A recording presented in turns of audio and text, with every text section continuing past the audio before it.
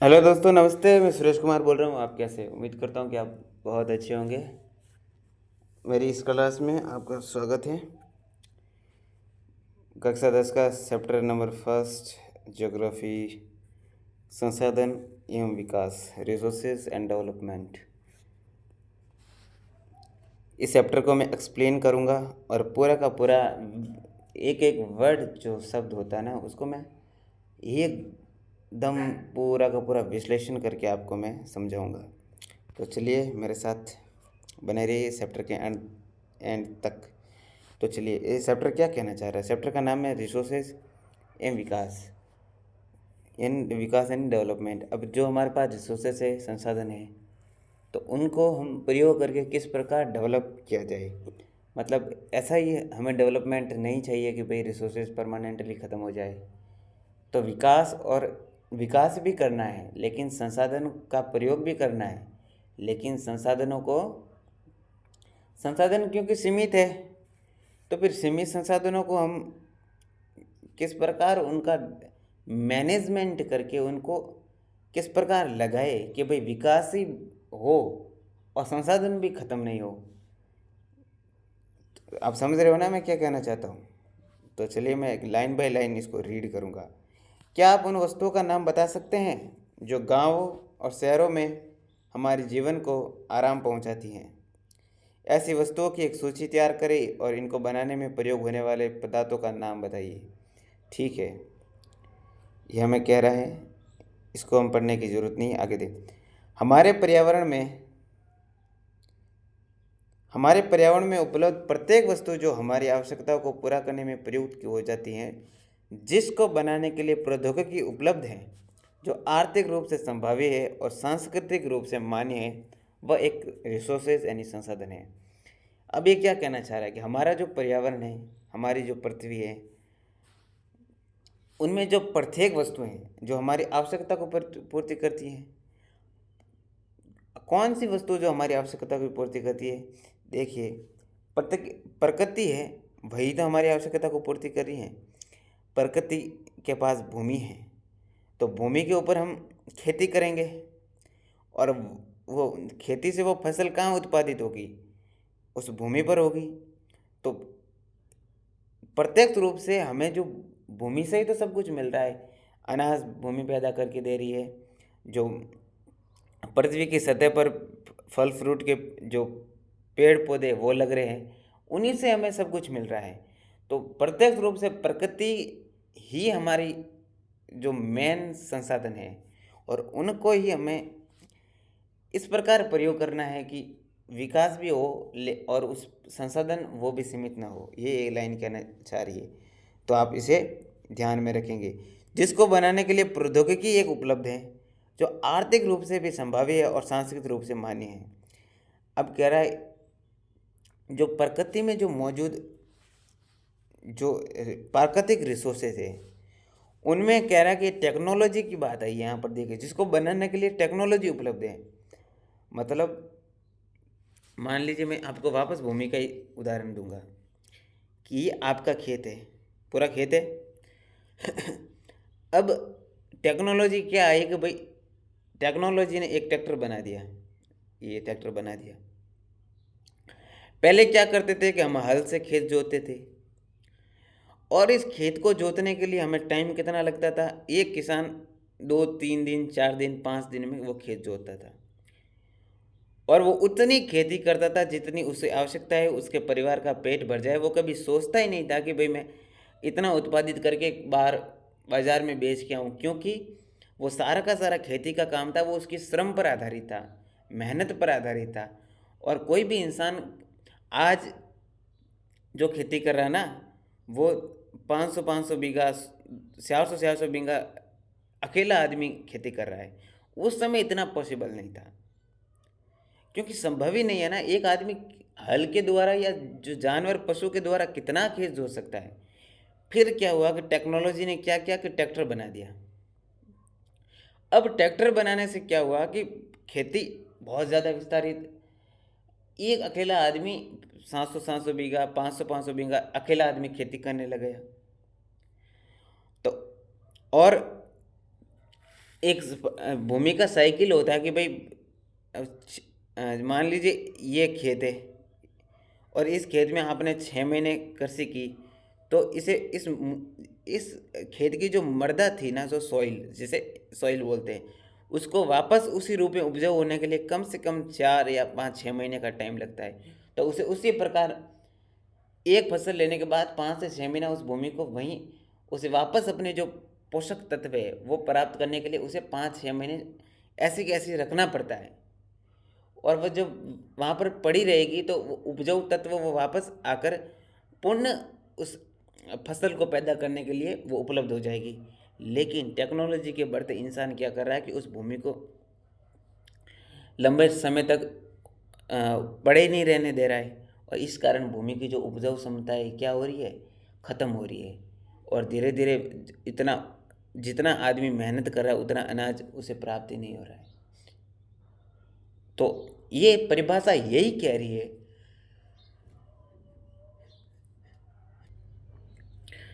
तो उम्मीद करता हूँ कि परिभाषा आपको समझ में आई होगी। चलिए अब इसमें आप देखिए, ये तकनीक है।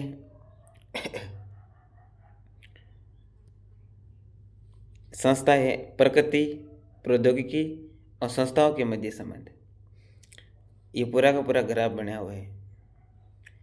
ये भौतिक पर्यावरण है, प्रकृति, और यहाँ पर मानव है। ये प्रौद्योगिकी है, ये संस्थाएं हैं। जो संस्था क्या होती है, संस्था मिलकर क्या करती है, टेक्नोलॉजी का निर्माण करती है। संस्था ने टेक्नोलॉजी बनाई, और संस्थाएं कौन है, ये मानव ही है जो एक संस्था है, और यही मानव है जो टेक्नोलॉजी बनाई।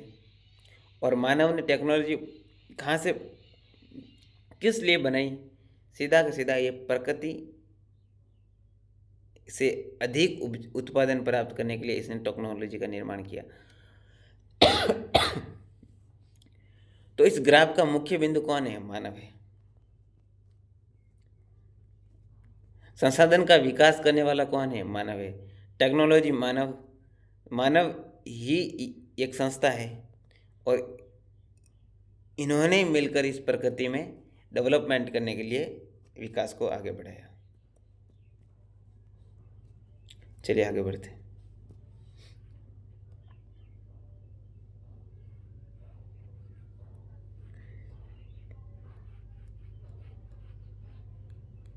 अब ये देखिए,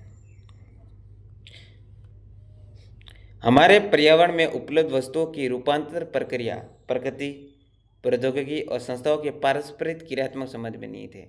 हमारा जो पर्यावरण है जिसमें उपलब्ध वस्तुएं हैं, उनकी जो रूपांतरण प्रक्रिया है वो टेक्नोलॉजी और संस्थाओं के पारस्परिक क्रियात्मक संबंध में निहित है। मैं क्या कह रहा हूँ कि ये जो आपने ये देखा ना, इसमें देखो, जो हमारा जो पर्यावरण है उसमें जो ये टेक्नोलॉजी है, ये संस्थाएं हैं और ये प्रकृति है, ये सभी आपस में क्रियात्मक रूप से जुड़ी है। क्रियात्मक रूप से जुड़ने का मतलब है कि ये पूर्णतः अपने आप पर निर्भर है।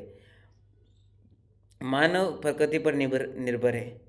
प्रकृति में छेड़छाड़ किए बिना मानव न तो डेवलपमेंट कर सकता है और न ही कुछ विकास कर सकता है। उसे सिंपल सा प्रकृति में छेड़छाड़ करनी ही पड़ेगी। तो ये देख लो, मानव को केंद्र में रखा है इस मैप में, और टेक्नोलॉजी किसने बनाई, मानव ने बनाई। और मानव ही अकेले ने नहीं बनाई, एक संस्थाओं ने मिलकर बनाई। एक अकेला मानव का दिमाग टेक्नोलॉजी नहीं बना सकता। हजारों लोग, लाखों लोग मिलकर एक टेक्नोलॉजी का निर्माण करते हैं, और फिर उसी टेक्नोलॉजी से ये प्रकृति में हस्तक्षेप करते हैं। तो इस प्रकार हम कह सकते हैं कि ये क्रियात्मक रूप से आपस में जुड़े हैं। Thank you. आई होप कि आप मेरी बातें समझ रहे हैं। ऐसा एक्सप्लेन करूँगा कि आपको जीवन भर याद रहेगा। मानव प्रौद्योगिकी द्वारा प्रकृति के साथ क्रिया करते हैं। ये वही बात है जो मैं बोल रहा हूँ। मानव टेक्नोलॉजी के माध्यम से ही प्रकृति के साथ क्रिया करते हैं। प्रकृति यानी जो हमारे आसपास, मैं आपको एक सिंपल सा उदाहरण दे रहा हूँ। मैं देखो, मानव टेक्नोलॉजी के द्वारा प्रकृति के साथ क्रिया करता है। आप खुद देख लो ना, टेक्नोलॉजी के साथ कैसे क्रिया कर रहा है। मान लीजिए यहाँ से एक पानी का झरना बह रहा है, और इसे पानी के झरने से ये प्राकृतिक रूप से बह रहा है, प्रकृति जो नेचुरल से रिसोर्स संसाधन है। और इस मानव को इस झरने से एक अपने खेत में पानी की सिंचाई करने के लिए नहर निकालनी है। तो वो क्या करेगा कि ट्रैक्टर या जो भी नहर बनाने का साधन है वो लाएगा। अब वो साधन कहाँ से बना? ट्रैक्टर वो टेक्नोलॉजी से बना है। वो ट्रैक्टर किसने बनाया? वो मानव ने बनाया है, संस्था ने मिलकर बनाया है। और फिर वही ट्रैक्टर के माध्यम से या जैसे भी जो भी है उसके माध्यम से झरने से वो एक नहर का निर्माण करेगा। और वह नहर इस नहर के माध्यम से पानी सीधा उसके खेत में जाएगा और खेत में सिंचाई की जाएगी। तो क्या मानव जो प्राकृतिक झरना है इसमें छेड़छाड़ किए बिना क्या खेती कर सकता है? नहीं कर सकता। तो पूर्णतः मानव प्रकृति पर निर्भर है। चलिए इरेज करता हूँ मैं। वीडियो लंबा हो सकता है, एक्सप्लेन पूरा करूँगा भाई। देखो चीज़ें फटाफट में समझ में नहीं आती, चीज़ों को रिलेट करके पढ़ेंगे ना तभी समझ में आएगी, है ना। तो भाई लंबा होए तो होए वीडियो, मैं तो पूरा समझाऊंगा।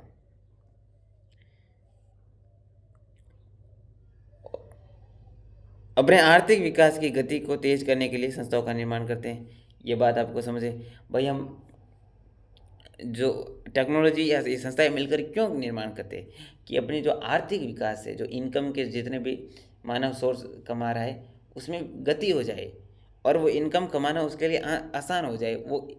वो एक प्रकार का श्रम का काम नहीं रहे। अब देखो मैं आपको डिजिटल रूप से पढ़ा रहा हूँ। पहले क्या होता था कि स्टूडेंट रूम में बैठते थे, टीचर आकर बोर्ड पे पढ़ाता था। और अब क्या हो गया है, इस मोबाइल की टेक्नोलॉजी ने पूरा का पूरा डिजिटल कर दिया। मैं कहाँ बैठा हूँ, आप कहाँ बैठे पढ़ रहे हैं। तो तो मानव क्या करा कि ये जो यही तो आर्थिक विकास की गति है उसको तेज करने के लिए संस्थाओं का निर्माण कर रहा है। क्या आप भी अन्य बहुत से लोगों की तरह संसाधनों को प्राकृतिक उपहार समझते हैं? क्या आप भी अन्य बहुत से लोगों की तरह संसाधनों को प्राकृतिक उपहार समझते हैं? ऐसा नहीं है। संसाधन मानवीय क्रियाओं का निर्माण है, मानवीय क्रियाओं का परिणाम ही है। मानव स्वयं संसाधनों का महत्वपूर्ण हिस्सा है। ये पर्यावरण में पाए जाने वाले पदार्थों को संसाधनों में परिवर्तित करते हैं और उन्हें प्रयोग करते हैं। इन संसाधनों का निम्नलिखित प्रकार किया जा सकता है। अब संसाधनों के प्रकार, इन संसाधनों का वर्गीकरण किया गया है जो आपको याद रखना है। ये आपके कहीं पूछा जा सकता है। चलिए देखिए, इरेज करता हूँ। संसाधन कितने? उत्पत्ति के आधार पर, साम्यता के आधार पर, स्वामित्व के आधार पर और विकास के स्तर के आधार पर। अब ये बहुत इम्पोर्टेंट बात है, आपको समझनी पड़ेगी। देखो जो रिसोर्सेस है, संसाधन है, उसका कितने प्रकारों में बांटा गया, ऐसे क्वेश्चन बनते हैं आपके एग्जाम में आएंगे। अब उत्पत्ति के आधार पर संसाधनों को दो प्रकार में बांटा गया है, एक तो जैव और एक अजैव। समाप्तिया के आधार पर, यथा के आधार पर नवीनीकरणीय और अनवीनीकरणीय। स्वामित्व के आधार पर व्यक्तिगत, सामुदायिक, राष्ट्रीय, अंतर्राष्ट्रीय। विकास के स्तर के आधार पर संभावी, विकसित, भंडार और संचित कोष। बस आपको ये याद रखना है। इसकी थ्योरी क्या है वो सब आगे आएगी इस चैप्टर में।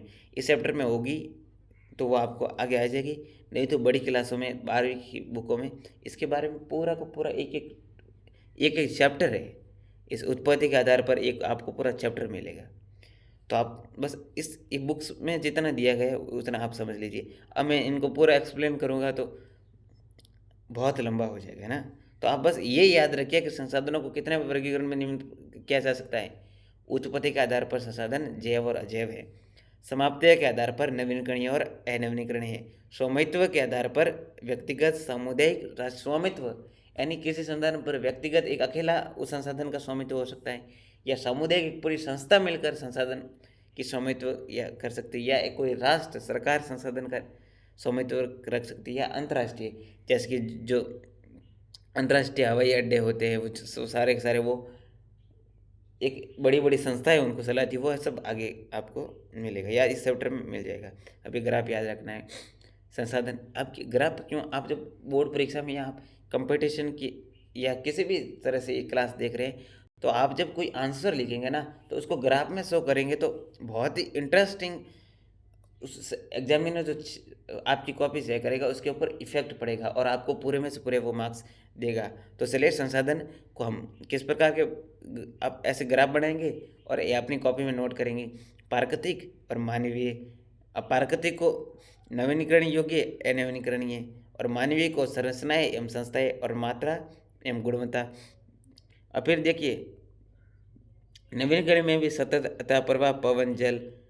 और देखो नवीनकरणीय को भी दो भागों में बांटा है इसने, एक तो सतत में बांटा है और एक जैव में बांटा है। और सतत में उसने उदाहरण दिए पवन, जल, और जैव को भी इसने फिर दो भागों में बांटा, प्राकृतिक, वनस्पति, और फिर वन्य जीव। इसी प्रकार अनवीनीकरणीय को भी इसने दो भागों में बांटा है, पूर्ण सक्रिय जैसे धातु और असक्रिय जैसे जीवाश्म ईंधन। ये बिल्कुल सरल बात है, आपको टेंशन नहीं लेनी कि मेरे को याद नहीं हो रहा है, या ये आपको इस चैप्टर में आगे देखने को मिलेगी। ये बस आपको एक बार ऐसे पढ़ लेना है और माइंड में रखना है। और मैं याद करने का तरीका बताऊं, जितना रिवीजन करोगे उतना याद रहेगा, जितना बार बार पढ़ोगे कोई शॉर्टकट नहीं है। सब बकवास है कि किसी को एक बार पढ़ने से याद होता है, कुछ नहीं होता है, मैं लिख के देता हूँ। जितना बार बार पढ़ोगे उतना याद होगा आपको। और आप अपने दिमाग में क्यों रख रहे हैं कि मुझे याद नहीं हो रहा है? याद होना ही पड़ेगा, जब आप शिद्दत से मेहनत करेंगे तो होना ही पड़ेगा, जाएगा कहाँ। तो चलिए आगे बढ़ते हैं। अब संसाधनों का विकास आ गया। संसाधन जिस प्रकार मनुष्य के जीवन यापन के लिए अति आवश्यक है, उसी प्रकार जीवन की गुणवत्ता बनाए रखने के लिए भी महत्वपूर्ण है। संसाधन जिस प्रकार मनुष्य के जीवन के लिए महत्वपूर्ण है, उसी प्रकार जीवन की जो गुणवत्ता है, क्वालिटी है, उनको रखने के लिए भी महत्वपूर्ण है। ऐसा विश्वास किया जाता था कि संसाधन प्रकृति की देन है, परिणाम स्वरूप मानव ने इसका अंधाधुंध उपयोग किया और जिससे निम्नलिखित मुख्य समस्याएं पैदा हो गई। अब आपको याद रखना है कि संसाधन का विकास टॉपिक में समझा रहा हूँ कि संसाधन जिस प्रकार मनुष्य के, क्योंकि संसाधन के बिना मनुष्य जीवन यापन ही नहीं कर सकता। कैसे नहीं कर सकता मैं बताऊं। संसाधन, भूमि संसाधन होती है, पूंजी संसाधन हो, ये इकोनॉमिक्स की बातें मैं सोचता हूँ नहीं जाऊँ इन चीज़ों में, पर फिर भी आपको मैं समझाऊँ। भूमि संसाधन है, पूंजी संसाधन है, श्रम संसाधन है, ये सारे के सारे संसाधन हैं और बहुत सारी संसाधनों में सी जाती। अब आप कहेंगे कि पूंजी कैसे संसाधन है, मैं समझाऊँ आपको। देखिए ये भूमि है, यहाँ पर आपको फैक्ट्री बनानी है, तो क्या बिना पूंजी के पैसों के तुम एक टुकड़ा भी यहाँ ला सकते हो? फैक्ट्री का नहीं ला सकते। देयर इज मोर इम्पोर्टेंट पूंजी, मनी के बिना तुम कुछ नहीं कर सकते ना, क्योंकि यहाँ पर फैक्ट्री बनाने के लिए तुम्हें सबसे पहले चाहिए, श्रम तो बाद में आता रहेगा, श्रम ही पूंजी ही लाएगी, पैसा ही लाएगा। तो जिस प्रकार मनुष्य के जीवन यापन के लिए संसाधन एक महत्वपूर्ण प्रयोग है और पूंजी को भी संसाधन माना है, पूंजी के बिना भी जीवन यापन नहीं हो सकता, उसी प्रकार जीवन की गुणवत्ता, क्वालिटी को बनाए रखने के लिए ऐसा विश्वास किया जाता है कि संसाधन कौन है? संसाधन प्रकृति की देन है। अब कैसे प्रकृति की देन है मैं बताऊँ।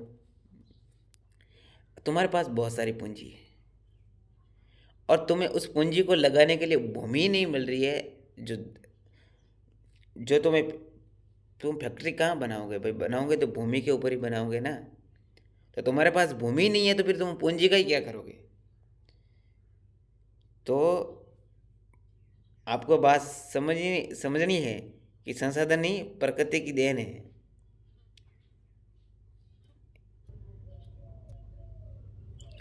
अब आगे, परिणाम स्वरूप मानव ने इसका अंधाधुंध प्रयोग किया जिससे निम्नलिखित मुख्य समस्याएं पैदा हो गई।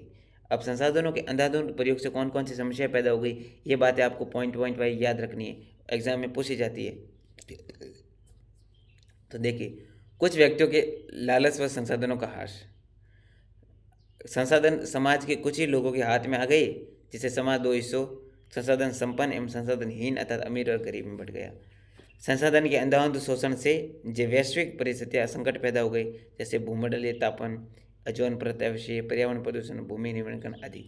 अब आपको ऐसे क्वेश्चन आ सकता है कि संसाधनों के अंधाधुंध प्रयोग से कौन कौन सी समस्या हुई।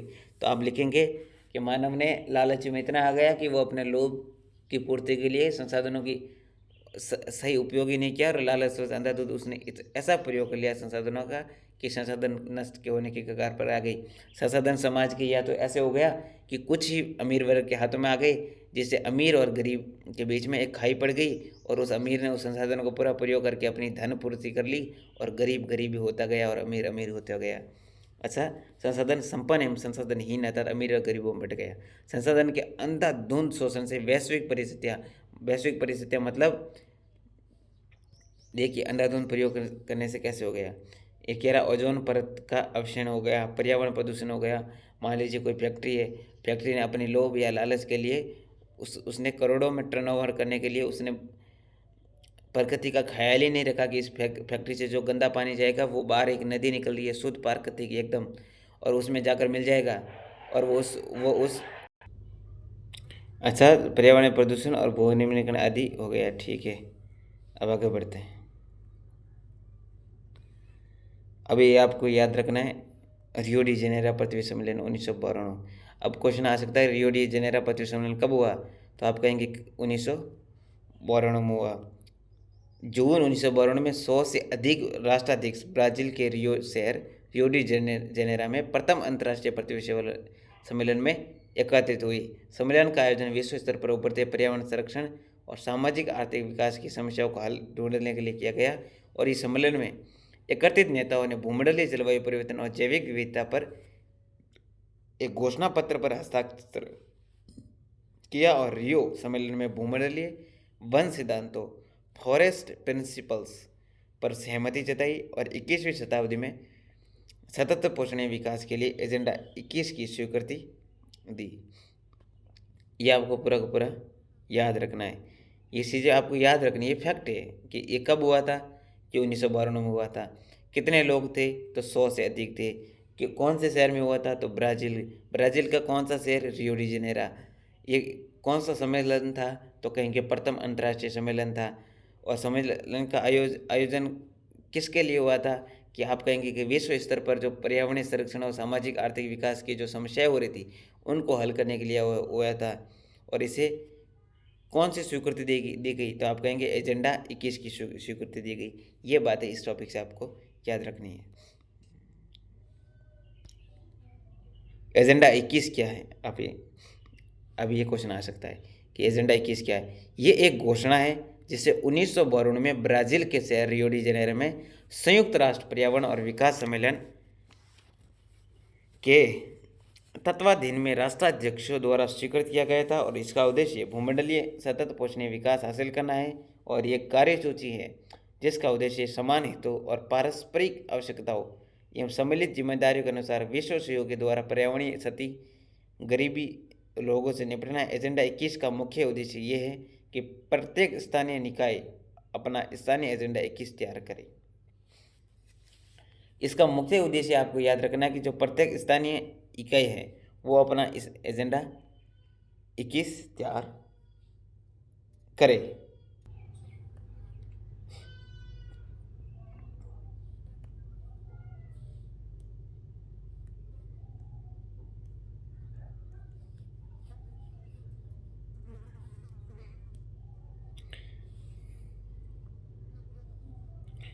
तो मिनट ये तो हो गया, अभी यहाँ से चलेगा।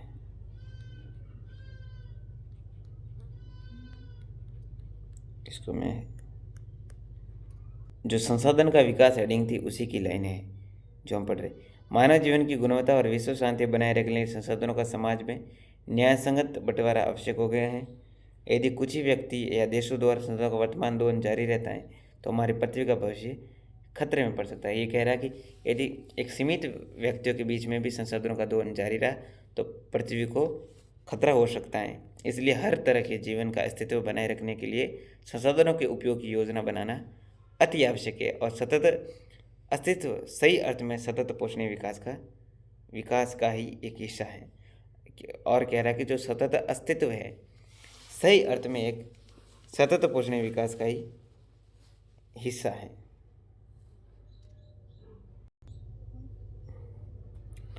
ठीक है।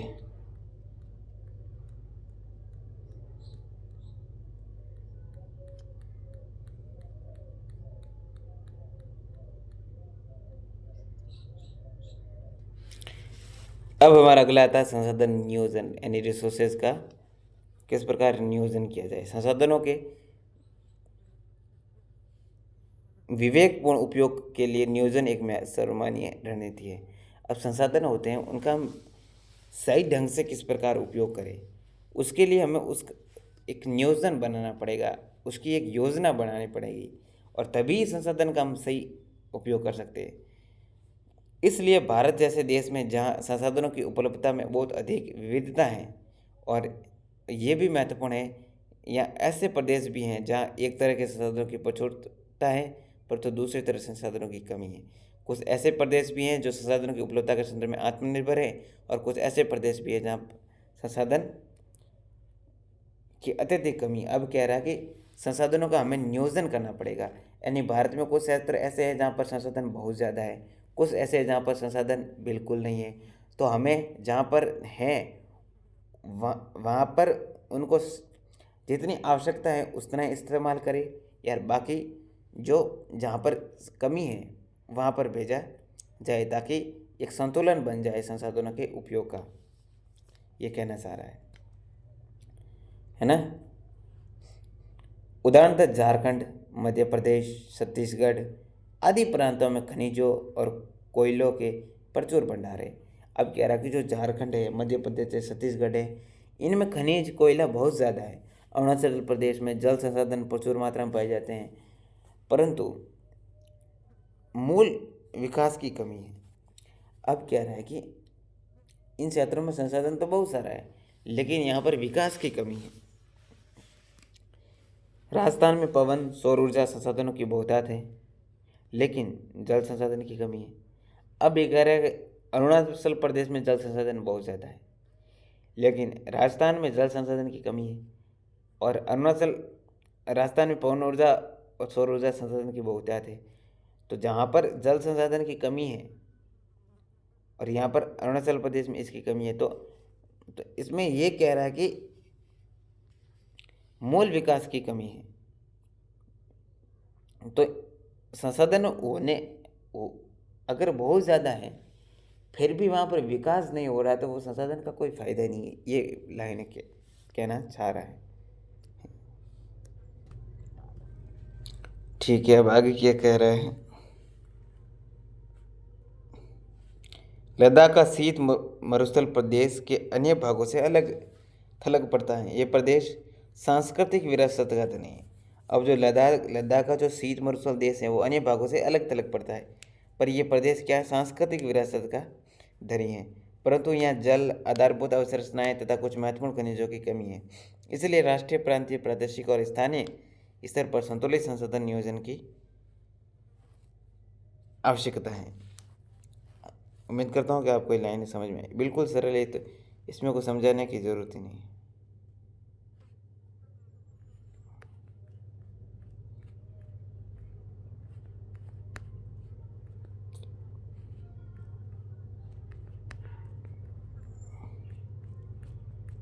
अब भारत में संसाधन नियोजन किस प्रकार किया जाए वो देखेंगे।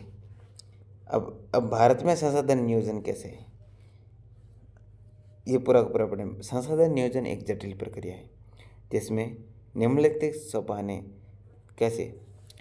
देश के विभिन्न प्रदेशों में संसाधनों की पहचान कर उनकी तालिका बनाना।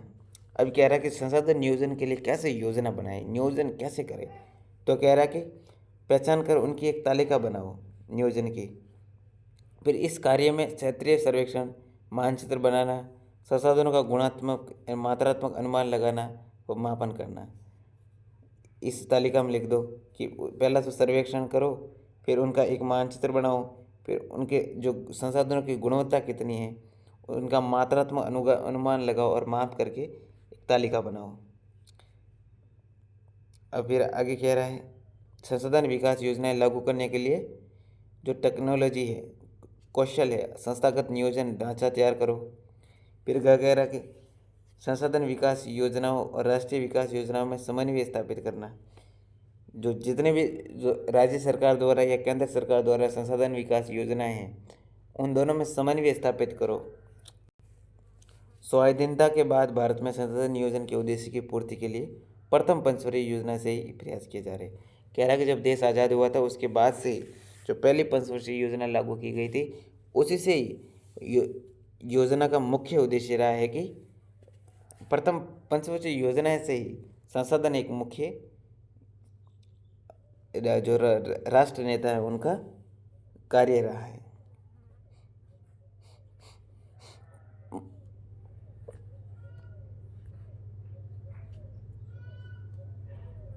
ठीक है, आगे बढ़ते हैं।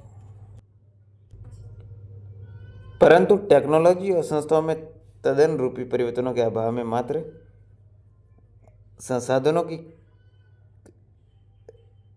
कमी उपलब्धता से विकास संभव नहीं है। देश में बहुत से क्षेत्र हैं जो संसाधन समृद्ध होते हुए भी आर्थिक रूप से पिछड़े हुए प्रदेशों की गिनती में आते। अब कह रहा है कि केवल संसाधन की उपलब्धता ही मात्र नहीं है कि उस क्षेत्र का विकास होगा।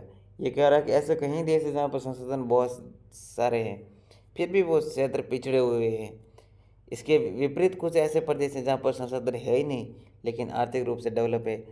तो मेन कारण ये है कि किसी भी क्षेत्र के विकास के लिए भले संसाधन उपलब्ध हो या नहीं हो, उन लोगों में भी ये अवेयरनेस होनी चाहिए कि भाई आर्थिक रूप से देश को कैसे मजबूत किया जाए। संसाधन नहीं है तो बाहर से मंगा ले जाएंगे, आयात करेंगे और या आयात करेंगे, या हमारे पास बहुत ज़्यादा तो हम निर्यात कर देंगे। तो ये कमी ऐसी बहुत देखी गई है कि किसी के पास बहुत ज़्यादा संसाधन है फिर भी वो डेवलप नहीं है, और किसी के पास कम है लेकिन वो आर्थिक रूप से मजबूत है। ये एक बात कहना चाह रहा है। ठीक है, अब यहाँ पर ऐतिहासिक कुछ बात आई। औपनिवेशन का इतिहास हमें बताता है कि उपनिवेशों में केवल संसाधन संपन्न प्रदेश विदेशी आक्रमणकारियों के लिए मुख्य आकर्षण रहे। उपनिवेशकारी देशों ने बेहतर प्रौद्योगिकी के सारे उपनिवेशों के संसाधनों का शोषण किया तथा उन पर अपना आधिपत्य स्थापित किया। अब कह रहा है कि मान लीजिए भारत उपनिवेश देश था, जब अंग्रेज यहाँ पर 200 साल राज किए तो उस अंग्रेजों ने क्या किया कि भारत में बहुत सारे संसाधन थे, तो उस समय उन्होंने क्या किया कि यहाँ से संसाधनों का इस प्रकार उपयोग किया कि उनका देश समृद्ध हो गया, और यहाँ पर संसाधनों पर उन्होंने आधिपत्य कर दिया और यहाँ से सारा का सारा संसाधन थे जो वो उन देशों में ट्रांसफ़र कर दिया, जिसके कारण वो देश बहुत विकसित हो गए। और जो औपनिवेशिक कंट्री थी वो गरीब होते गए और उनके पास संसाधन होते हुए भी वो कुछ नहीं कर पाए। ये बात ये कहना चाह रहा है। उम्मीद करता हूँ कि समझ में आई होगी।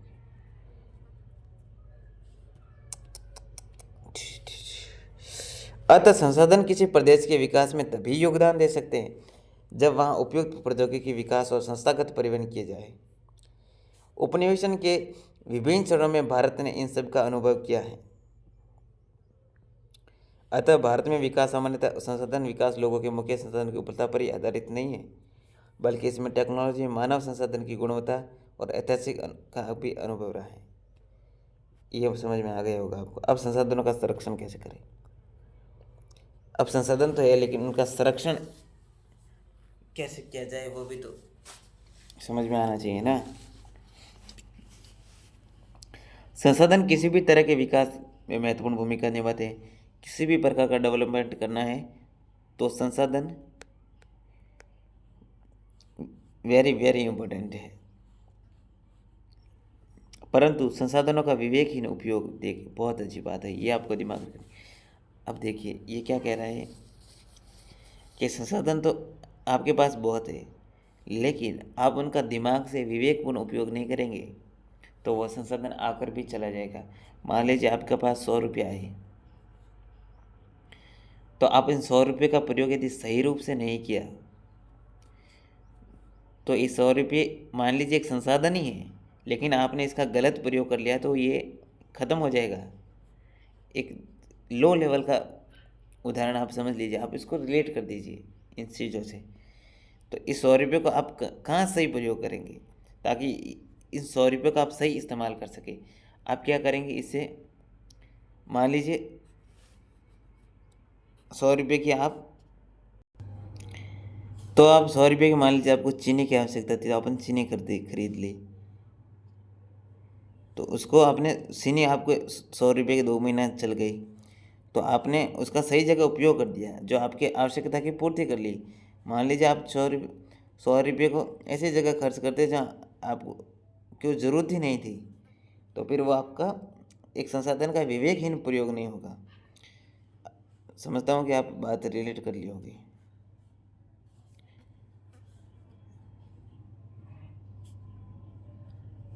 भूतकाल से ही संसाधनों का संरक्षण बहुत से नेताओं और चिंतकों के लिए चिंता का विषय रहा है। उदाहरणतः गांधी जी ने संसाधनों के संरक्षण में अपनी चिंता इन शब्दों में व्यक्त की। ये जो कोट है, देखो, संसाधनों के संरक्षण में जो गांधी जी ने ये कहा, ये आपको बहुत सारी चीज़ें याद रखनी चाहिए। इसमें गांधी जी ने कहा कि हमारे पास हर व्यक्ति की आवश्यकता की पूर्ति के लिए बहुत कुछ है, लेकिन किसी के लालच की संतुष्टि के लिए नहीं है। अर्थात हमारे पास पेट भरने के लिए बहुत है, लेकिन पेटी भरने के लिए नहीं है। ये बातें आपको याद रखनी है। गांधी जी ने कहा कि हमारे पास हर व्यक्ति की आवश्यकता की पूर्ति के लिए बहुत कुछ है, लेकिन लालच के लिए कुछ नहीं है। अर्थात पेट भरने के लिए बहुत ज़्यादा है, लेकिन पेटी भरने के लिए नहीं।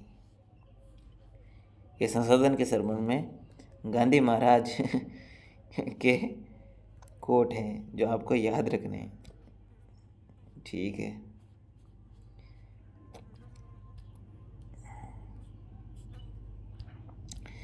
तुम ना बस इंजॉय करके पढ़ो यार, कुछ चीज़ें सब कुछ इजी है यार। इसको लिखने वाले ने भी तो कितनी मेहनत से लिखी होगी ना। तुम मुश्किल तो को समझो मत, मुश्किल तो कुछ नहीं है, बस तुम पढ़ते जाओ पढ़ते जाओ पढ़ते जाओ पढ़ते जाओ। अब लालची और स्वार्थी व्यक्ति तथा आधुनिक तकनीकी की शोषणात्मक प्रवृत्ति जिम्मेदार है। ये अत्यधिक उत्पादन के विरुद्ध थे और इसके स्थान पर अधिक जनसमूह द्वारा उत्पादन के पक्षधर थे। अब गांधी जी टेक्नोलॉजी के विरुद्ध है। ये गांधी जी कहते थे कि भाई तुम चरखा कातो, हाथ से करो, लेकिन ये मुझे गांधी जी का विचार सही नहीं लगता बिल्कुल। और क्योंकि यार अब गांधी जी कहते हैं कि तुम क्या कह रहा है, देख, अत्यधिक उत्पादन के विरुद्ध है। अब गांधी जी कह रहा है कि तुम अत्यधिक उत्पादन मत करो, और इसके स्थान पर तुम अत्यधिक जन समुदाय द्वारा, जो जन समुदाय मिलकर जो हाथों से काम किया जा रहा है, उनके एक पक्षधर में थे। मान लीजिए एक फैक्ट्री में को जो जो मान लीजिए कपड़ों की फैक्ट्री है, उसमें मान लीजिए 100 आदमी मिलकर रोज़ के 1000 कपड़े बना रहे हैं, तो वहीं एक अकेली मशीन मिलकर लाखों कपड़े एक दिन में बना देगी।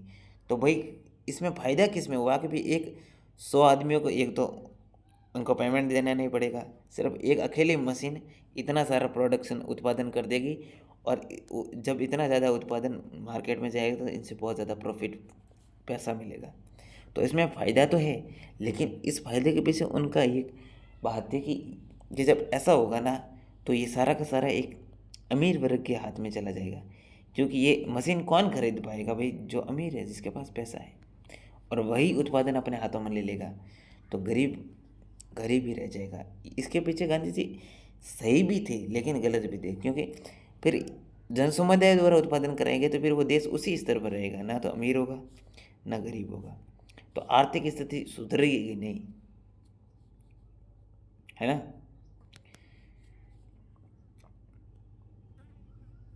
लेकिन अत्यधिक उत्पादन तो करना ही चाहिए, फिर ज़्यादा उत्पादन करेंगे तभी तो आर्थिक विकास होगा, तभी तो हमारे पास ज़्यादा होगा, तभी तो बाहर भेजेंगे ना।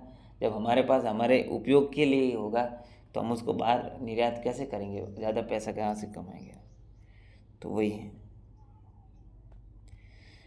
अंतर्राष्ट्रीय स्तर पर व्यवस्थित तरीके से संसाधन संरक्षण की वकालत 1968 में क्लब ऑफ रोम ने की थी।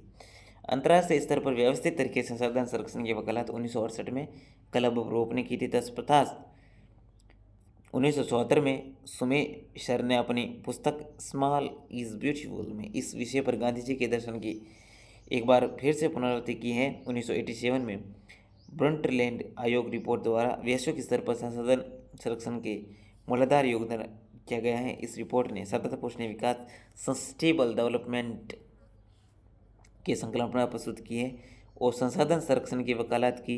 ये रिपोर्ट बाद में हमारा साझा भविष्य अवर कॉमन फ्यूचर शीर्षक से पुस्तक के रूप में प्रकाशित हुई। इस संदर्भ में एक और महत्वपूर्ण योगदान रियो डी जेनेरो ब्राज़ील में 1992 में आयोजित पृथ्वी सम्मेलन द्वारा किया गया है। ये सारे के सारे फैक्ट हैं, बस कुछ याद नहीं रखना है, ये तारीखें याद रखनी है, कौन सा कब हुआ, फिर उसको क्या नाम दिया गया, इसमें कौन सी सम्मेलन द्वारा हुआ, वो सारे क्लब ऑफ रोम, ये 1968 सारी आपको थोड़ी याद रखनी है। इसमें समझाने लायक कुछ नहीं है, बस इसको तो रटना है, याद रखना है, तारीखें याद रखनी है। ये ब्रुंटलेड। चलिए आगे बढ़ते हैं।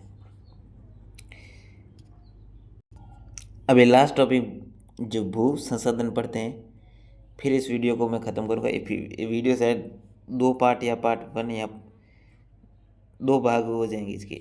भाग 1 में इतना कंप्लीट करें, भाग 2 में लगभग में पूरा हो जाएगा, नहीं होगा तो फिर भाग 3 निकालूंगा। देखो मैं फटाफट नहीं समझाना चाहता भाई, और आपको कहीं फटाफट समझना हो तो आप कहीं दूसरे यूट्यूब पर जाकर पढ़ ले। मैं तो पढ़ाऊँगा तो पूरा विश्लेषण करके ही बताऊँगा, फिर तो मज़ा ही नहीं है पढ़ने का। वीडियो बड़ा हो तो इसको क्या करता हूँ कि इतना बड़ा नहीं करूँ, तो इसको मैं 3 भाग, पार्ट 1 पार्ट 2 पार्ट 1 कल बना दूँगा।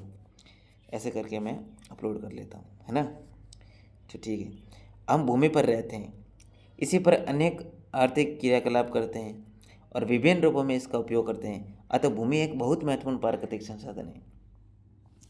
अब भू संसाधन क्या होता है इसके बारे में बता रहे हैं।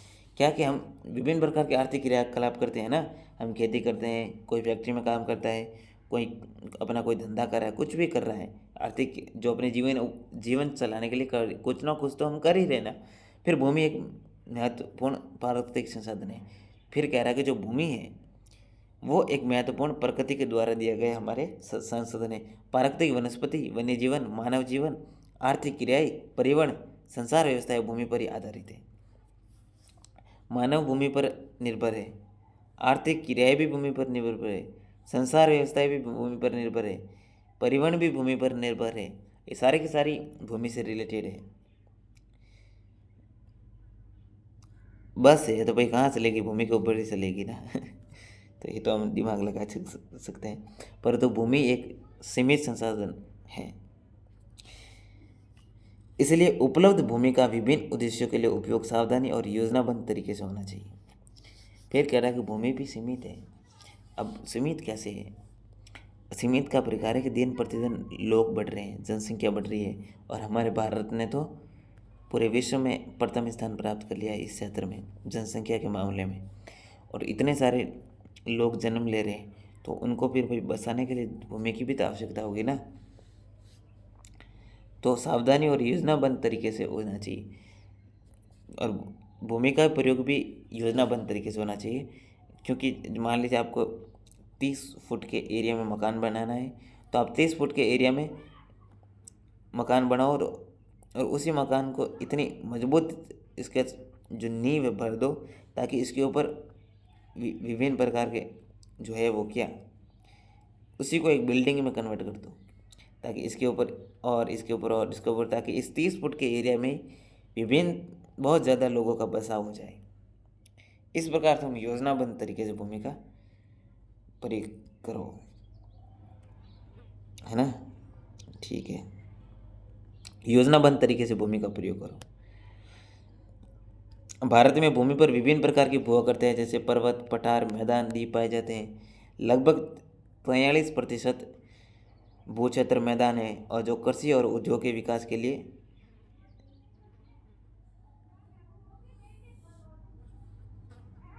जो कृषि और उद्योग के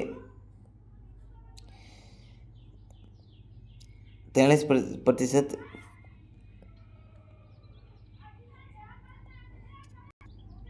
जो 43% भू क्षेत्र मैदान है जो कृषि और उद्योग के विकास के लिए सुविधाजनक है।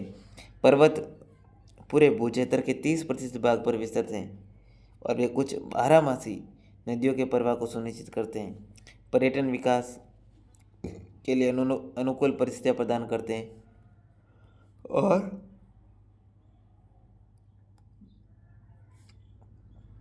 पारिस्थितिकी के लिए महत्वपूर्ण है। देश के क्षेत्रफल का लगभग 27% हिस्सा पठारी क्षेत्र है। इस क्षेत्र में खनिज, जीवाश्म ईंधन और वनों का अपार संचय कोष है। अब कुछ याद रखना, इस आपको आंकड़े दिए गए कि भाई 43% क्षेत्र पर कौन है, भू क्षेत्र मैदान है, जो कृषि और उद्योग के लिए विकास के लिए सुविधाजनक है। पर्वत पूरे भू क्षेत्र के 30% भाग पर विस्तरते हैं। वे कुछ बारहमासी नदियों के प्रवाह को सुनिश्चित करते हैं।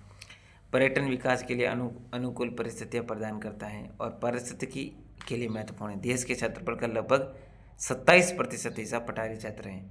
इस क्षेत्र में खनिज और जीवाश्म ईंधन वनों का अपार संचय कोष है। अब जो भूमि के पर संसाधन है उसका इसने प्रतिशत बताया है, कितने क्षेत्रफल है। देखिए एक कह रहा है 27% पर तो पठारी है क्षेत्र है भारत का, और इस क्षेत्र में खनिज और जीवाश्म ईंधन वनों का अपार संचय पाया जाता है। अब उम्मीद करता हूँ कि ये